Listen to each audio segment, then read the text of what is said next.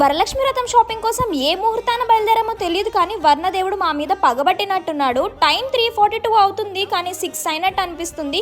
అలా అనుకుంటూ ఉన్నామో లేదు వర్షం కుండపోతగా కురుస్తూనే ఉంది. ఫుల్ గా తడిచిపోయాం. నిండా మునిగినోడికి చలేముంది అన్నట్టు ఇంకా ఎలాగో తడిచిపోయాము. వచ్చిన పని కానిద్దాం, షాపింగ్ చేద్దాం పదా అనుకున్నాం మా ఫ్రెండ్ భావన నేను. పూజ కోసం ఈ బ్యాక్ డ్రాప్ తీసుకున్నాను. పిచ్వాయ్ బ్యాక్గ్రౌండ్ లో వచ్చింది. జస్ట్ 250 రూపీస్ అని చెప్పారు. ఎప్పుడైనా గుర్తుపెట్టుకోండి, బేగం బజార్ వెళ్ళాలంటే బాగా బేరమాడే వాళ్ళదే అక్కడ హవా అని. ఒకప్పుడు తాంబూలంలో 1 రూపీ పసుపు కుంకుమ ప్యాకెట్స్ ఉండేవి. ఇప్పుడు వాటిల్లో కూడా ఎన్ని మోడల్స్ వచ్చాయి. పూజ బ్యాక్ డ్రాప్ కి డెకరేషన్ కి కావాల్సిన తోరణాలు చాలా తీసుకున్నాను. చాలా కాస్ట్లీ ఉన్నాయి కానీ బేరం ఆడితే చాలా తక్కువ కాస్ట్ కి వచ్చాయి. షాపింగ్ అంతా కంప్లీట్ చేసేసుకుని మన ఫేమస్ కచోరీ స్పాట్ కి వచ్చేసాము. అసలు ఫుల్ గా తడిచిపోయి ఉన్నాం కదా, వేడి వేడి కచోరీ తింటుంటే భలే అనిపించింది. చాలా టేస్టీగా ఉంది. మీరు కూడా ఎప్పుడైనా బేగం బజార్ వెళ్తే తప్పకుండా కచోరీ ట్రై చేయండి. వరలక్ష్మి వ్రతం తర్వాతే మనకి రక్షాబంధన్ కూడా వచ్చేసింది కదా. మా వాళ్ళ కోసం నేను రాఖీ షాపింగ్ కూడా చేశాను. బేగం బజార్ లో మంచి కలెక్షన్ ఉంటుంది.